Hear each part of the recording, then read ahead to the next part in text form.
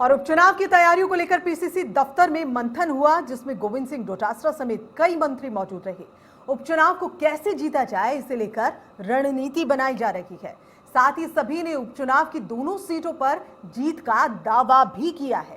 आपको यह भी बता दें कि धरियावद और वल्लभगढ़ में उपचुनाव होने हैं। इस दौरान पीसीसी चीफ गोविंद सिंह डोटासरा ने यह कहा कि दोनों सीटों पर कांग्रेस चुनाव जीतेगी। वहीं डोटासरा ने यह भी कहा कि कोरोना मैनेजमेंट का जो फायदा है वो कांग्रेस को जरूर मिलेगा। सत्ता संगठन में समन्वय के साथ जो काम हुआ उसका भी कांग्रेस को लाभ मिलेगा।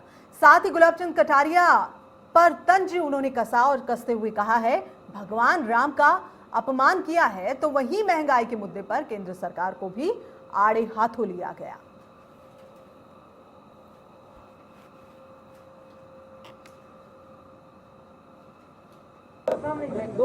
ये दो सीटों पे उपचुनाव है, वल्लभनगर और दारियाबाद। दोनों के साथ साथ लोगों को एक कमेटी बना करके, प्रभारी मंत्री को इंचार्ज बना करके, प्रदेश कांग्रेस कमेटी के पदाधिकारी और कार्यकर्ताओं को जोड़ करके एक कमेटी बनाई गई है। इनके साथ में हम वहाँ पर जो उपचुनाव होने जा रहे हैं उसमें जीतने की रणनीति बनाएंगे। दोनों चुनाव हमारे लिए बहुत महत्वपूर्ण हैं। निश्चित रूप से विकास के इतने काम हुए हैं, कोरोना का बेहतर मैनेजमेंट हमारी सरकार ने किया है, इसका लाभ हमको मिलने वाला है। संगठन और सत्ता समन्वय के साथ में काम कर रहे हैं, इसका लाभ भी हमको मिलने वाला है। और जो विशेष रूप से 2.5 साल में जो अच्छे काम, चाहे कोरोना हो चाहे बजट का काम हो, जो बेहतर कार्य हुए हैं, उससे जनता में कांग्रेस के प्रति बहुत ही अच्छे उनके विचार हैं। और जो मोदी सरकार जिस प्रकार से जो किसानों के साथ में अत्याचार और अन्याय कर रही है, 3 काले कानून लाई है, महंगाई बढ़ा रही है, बेरोजगारी बढ़ा रही है, और जिस प्रकार से संसद को चला नहीं पा रही है, मुद्दों को फेस नहीं कर पा रही है, पूरा प्रतिपक्ष केंद्र में जिस प्रकार से एक साथ होकर के जनता के मुद्दों की आवाज़ उठा रहे हैं, उस आवाज़ को अनसुनी कर रही है।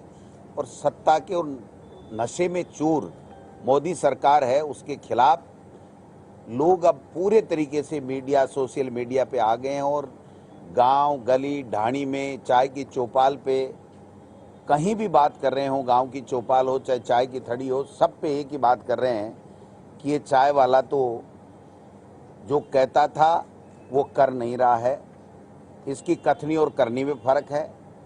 और जिस प्रकार से भाजपा एनडीए सरकार घमंड में चूर है, उसको सबक सिखाने का सही वक्त आ गया है।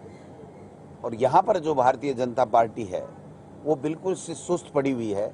हम इनको जगाने का प्रयास कर रहे हैं, इनको मुद्दों की बात बता रहे हैं कि देखिए भाई, आपके 25 में से 25 सांसद हैं, आप अपनी केंद्र सरकार में जाइए, मोदी जी से ये कहिए कि महंगाई बढ़ रही है, आपने वादा किया था, आप कम नहीं कर पा रहे हो, किसानों की बात आप सुन नहीं पा रहे हो, किसान हमसे नाराज़ हैं, ये बात आप कहिए।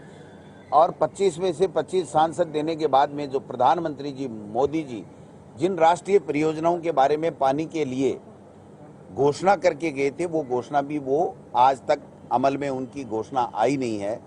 तो आप जाकर के कम से कम कहिए तो सही, लेकिन किसी की हिम्मत नहीं हो पा रही है। तो मैं समझता हूं कि जिस प्रकार से भारतीय जनता पार्टी और आरएसएस भ्रष्टाचार के आकंठ में डूबे हुए हैं, धर्म के नाम पे ये लोग बाग धर्म में ही धंधा कर रहे हैं। आप जो राम मंदिर के नाम से जो चंदा ले रहे हैं, वो चंदे की काफ़ी लोग ये चर्चा कर रहे हैं कि हमको अभी रसीद नहीं दी। इसका मतलब चंदे में भी धंधा हो रहा है। और जो 2.5 करोड़ की ज़मीन है उसको 18 करोड़ में 1 घंटे बाद में देना, ये दर्शाता है कि केवल मात्र एक इनका एजेंडा है, कि वही एजेंडा है कि राज करो और झूठ बोलो। मैं समझता हूं जो कटारिया साहब का जो बयान जिस प्रकार से आया है, ये हमको सबको एक तरीके से शर्मसार कर रहा है कि भगवान श्री राम के नाम से जो पार्टी सत्ता में आई, वो आज भगवान श्री राम को ये कह रही है कि बीजेपी अगर नहीं होती तो भगवान श्री राम समुद्र में होते। इससे बड़ी मैं समझता हूँ निंदनीय बयान कोई इस सृष्टि पे हो नहीं सकता कि एक भगवान श्री राम का भी ये अपमान कर रहे हैं। वो कह रहे हैं विकास की बातें मत करो, केवल धर्म के आधार के ऊपर वोट मांगो और राज करो।